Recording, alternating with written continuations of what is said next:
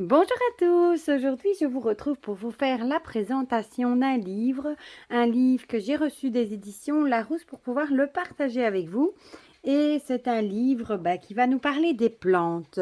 C'est bien dans ma vie avec les plantes, de la puberté à la ménopause, infusion, huiles essentielles, teintures, des remèdes naturels pour la santé, le bien-être et la beauté. Et il a été écrit par Amaya Calvo Valderrama, Peau-Neuve. Voilà. Bon, déjà, la couverture, je la trouve magnifique. Elle est vraiment très, très jolie avec la popote de la création de produits, d'infusion, etc. avec des plantes séchées. Je trouve ça super joli. Voilà, voilà. L'arrière aussi, je trouve, regardez comme c'est joli ici avec le bocal, avec les herbes. Alors, qu'est-ce qu'on nous en dit? On va lire ça ensemble. Saviez-vous que l'ortie est un fortifiant naturel? Que le gâtillier est très efficace en cas de règles douloureuses, que l'eau florale de bleuet vient à bout des peaux grasses. Les plantes, grâce à leurs principes actifs, possèdent en effet de multiples propriétés. Anti-inflammatoires, antispasmodiques, diurétiques, sédatifs, très utiles pour soigner les maux de vie d'une femme et se maintenir en bonne santé. Découvrez dans cet ouvrage des infusions, des huiles essentielles, des teintures, des lotions, des remèdes 100% naturels pour soulager et ou prévenir les divers maux féminins, règles douloureuses, dérèglements hormonaux, nausées de la grossesse, bouffées de chaleur, ainsi que des recettes beauté adaptées aux différents types de peau et de cheveux. De l'ortie dioïque à la vigne rouge, un herbier illustré d'une cinquantaine de plantes avec, pour chacune, ses principales indications, comment l'utiliser et les précautions d'usage. Alors, ici, on nous dit que la créatrice, donc, est ingénieure agronome de formation, passionnée par les plantes médicinales, Amaya Calvo Valderrama, s'est spécialisée dans les infusions et a créé au cœur de l'Auvergne sa propre entreprise de tisane 100% bio Happy Plante. Voilà. Et donc, il est au prix de 14,95 € et vous pouvez le trouver absolument partout. La Fnac, Amazon, dans votre librairie, à mon avis chez Cultura aussi. Voilà, voilà. Donc, on va le regarder ensemble. Bon, ici, on a comme toujours les coordonnées de l'éditeur, etc. Si je me mets bien au milieu, ça ira mieux. Une préface, voilà, de Peau-Neuve que je suis d'ailleurs sur Instagram. Alors, on a le sommaire. Alors, les bienfaits des plantes, un usage ancestral, les remèdes à base de plantes pour les maux féminins, puis l'herbier des plantes qui aiment les femmes. On a la liste. Bon, je pense que ce sera plutôt un ouvrage destiné aux femmes, hein, vu que ce sont des remèdes pour les femmes. Donc ici, on passe au premier chapitre, les bienfaits des plantes en usage ancestral. J'adore ce... Moi, je rêverais d'avoir ça, des belles étagères comme ça, avec sous des beaux pots en verre, comme ça, avec des plantes. Mais bon, avec les enfants, les chats, etc., c'est pas tout à fait possible. Donc ici, on a les plantes et les femmes dans l'histoire, voilà. C'est vrai qu'avant, on se soignait, bon, dans les temps reculés, les gens se soignaient avec les plantes, hein, beaucoup, hein. D'ailleurs, voilà, j'allais juste le dire. Beaucoup de femmes qui ont soigné d'ailleurs les gens à l'aide de plantes étaient considérées comme des sorcières et beaucoup malheureusement ont été au bûcher juste pour ça. Voilà. Alors, elles soignent tout ou presque, les principes actifs, les propriétés. Bon, là, on va nous parler un petit peu des plantes, hein. Voilà. Apaiser ou soigner différents maux, davantage pour les femmes, plusieurs actions pour une même plante. Ça, c'est vrai que chaque partie a ses vertus. Il y a plusieurs parties de la plante. On peut utiliser pour les racines, les feuilles, les fleurs, etc. Quelques définitions. Bon, ici, on va nous parler des substances hydrosolubles qui se dissouent dans l'eau ou pas. Les huiles essentielles. Pour se servir au mieux du tableau, ici, on a un tableau donc qui reprend les plantes, hein. Par exemple, qu'est-ce qu'on pourrait dire? Le basilic, les parties utilisées, ses propriétés principales, les contre-indications, bon ici on n'en a aucune, et principale forme galénique, infusion, huiles essentielles par exemple. Bon, ici on reprend du coup beaucoup de plantes. Voilà, voilà. En couleur en plus. Un glossaire des propriétés médicinales. Voilà, si jamais vous ne savez pas, par exemple, ce que ça veut dire sédative ou antiseptique, etc., on vous l'explique. Comment utiliser les plantes au quotidien, guide pratique, les infusions et les décoctions. quel matériel utiliser, quelle durée, quelle température. Pas d'eau bouillante, 10 minutes en moyenne. Quelle belle théière. Les macérats huileux, ça j'ai déjà fait l'année passée avec des... C'était des pâquerettes, des marguerites, non, des pâquerettes du jardin que j'avais fait macérer dans de l'huile. Et c'était bon pour tout ce qui était pour le buste, etc. J'aime bien faire des petits mélanges comme ça. Alors, comment procéder pour faire ce fameux macérat huileux? Ensuite, on va parler des teintures mères. Ça, je n'ai jamais testé encore. Les pilules de plantes sèches. Parce que maintenant, c'est vrai qu'on trouve... les gélules vides, on trouve les appareils pour faire ces gélules soi-même, etc. Et il y en a qui font ça. Moi, je n'ose pas encore, je vous avouerai. Ici, on va nous parler des huiles essentielles. Un petit guide d'achat, ça aussi, je trouve ça tellement joli, moi, des plantes suspendues comme ça. Alors, ici, les remèdes à base de plantes pour les maux féminins.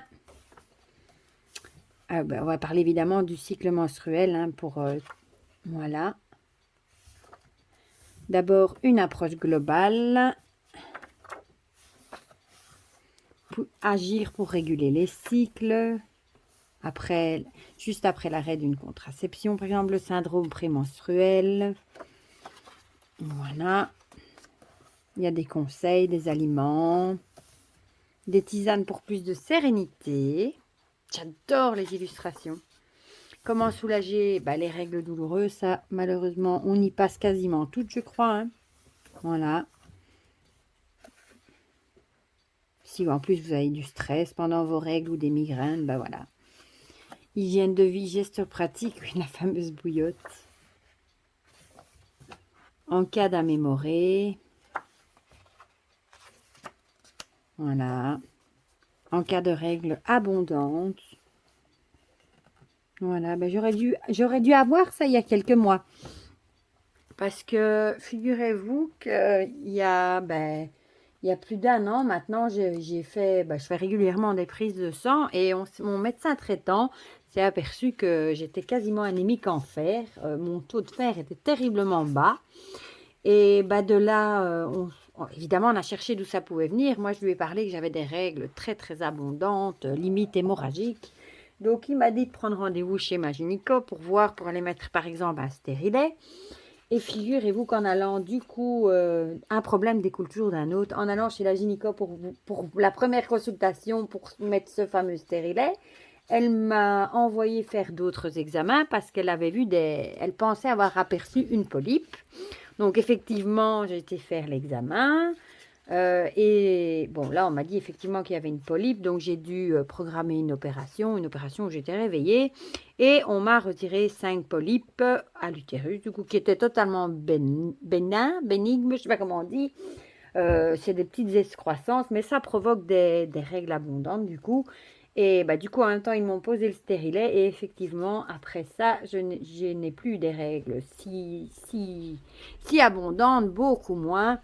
Et finalement, mon taux de fer commence à peine à remonter. Petit à petit, il remonte.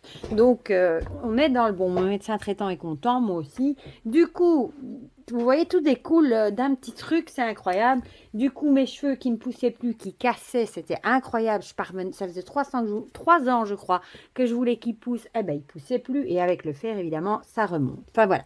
Tout ça pour blablater un petit peu, Quand on est du coup, oui, fatigué, parce qu'évidemment, quand on perd comme ça du sang, on est un peu plus anémie, on est plus fatigué.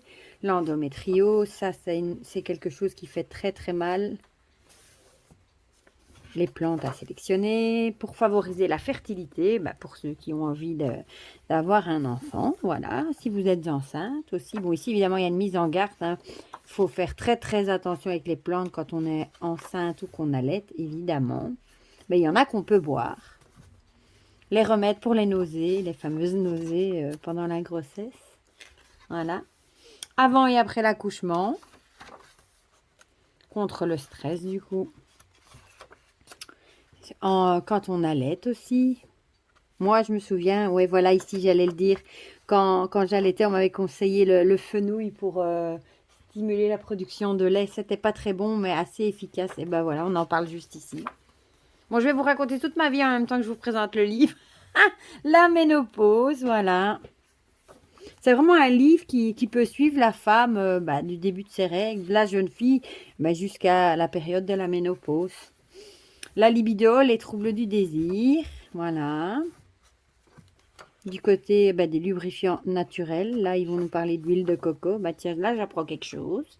Les soins de la peau au naturel pour les peaux grasses, par exemple. L'eau florale de bleuet. Moi, j'en ai une que j'ai achetée, un hydrolat, chez Aromazone. Celui que j'ai sent vraiment pas bon, mais ça marche très, très bien. Et l'eau de bleuet aussi peut décongestionner les yeux. Moi, je passe ça le matin sur ma figure. Pour enlever un petit peu ce qu'il y a eu la nuit sur ma figure. Hein, j'aime bien, elle est dans ma salle de bain, elle est un peu froide et ça me réveille un petit peu. Voilà. Donc pour les peaux sèches, pour l'acné, hein, contre les problèmes d'acné, pour la cellulite. Bon, là, on va nous parler de l'alimentation. On va passer aux cheveux, pour les cheveux gras, les cheveux secs. Voilà, les cheveux ternes. Lotion d'ortie dioïque, il faudrait que j'essaye. En cas de chute des cheveux, la levure de bière, oui, ça, c'est connu. Et ensuite, on passe à la partie herbier des plantes qui aiment les femmes. Ah, c'est chouette parce qu'on a... elles sont du coup classées, oui, par ordre alphabétique, mais on a une petite image en couleur. Du coup, on va nous parler, par exemple, ici, l'achillée millefeuille. On va nous mettre ici, par exemple...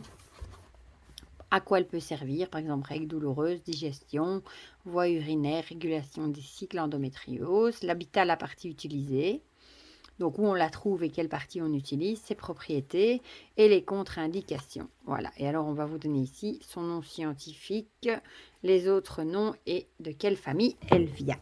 C'est joli parce que c'est des couleurs différentes en plus. Et ça, allez, les petits bandeaux, c'est très joli. Et ici, on en a une cinquantaine. Hein. L'amande des champs, j'en ai dans mon jardin. L'amande poivrée, ce sera bonne pour le mal des voyages, par exemple. Si je dis pas de bêtises. Ah, l'ortie dioïque. Ça, je vais aller voir, du coup, pour les cheveux ternes. Je dois bien en avoir. J'ai des orties dans le jardin. De là à voir si c'est ceci, peut-être bien. J'irai voir. Les ronces, ça, j'en ai plein mon jardin. Voilà. Des soucis officinales, ça je me souviens quand on a acheté la maison ici, on en avait et c'est des plantes que c'est très très dur à... Ça prolifère tout seul, c'est incroyable. Sureau noir, le thym, j'adore le thym, l'odeur du thym. Voilà, enfin voilà. Et à la fin, vous avez un index des plantes et un index des mots. Donc ça, c'est chouette. Les plantes par ordre alphabétique et aussi les petits mots, les maladies, pour gagner un peu de temps. Voilà. Mais franchement, il est super beau. Bon, évidemment, il sera plutôt conseillé pour les femmes, hein, vu que c'est vraiment un guide qui va suivre la femme, la jeune fille, on va dire, en passant par les différents cycles, jusqu'à la ménopause, mais pas que, la grossesse, etc., etc. Franchement, moi, je le trouve super beau. Il est super illustré. 14 €, c'est un petit prix. Et il est vraiment chouette, je trouve. Voilà. Vous me direz du coup en commentaire si jamais vous l'avez, ce que vous en pensez. Si ça vous donne envie de craquer, si vous le trouvez chouette ou pas, comme ça on partage tout ça ensemble dans les commentaires comme d'habitude. Et pour le reste, je vous fais plein de gros bisous, prenez bien soin de vous et je vous dis à bientôt pour de prochaines vidéos. Bisous bisous.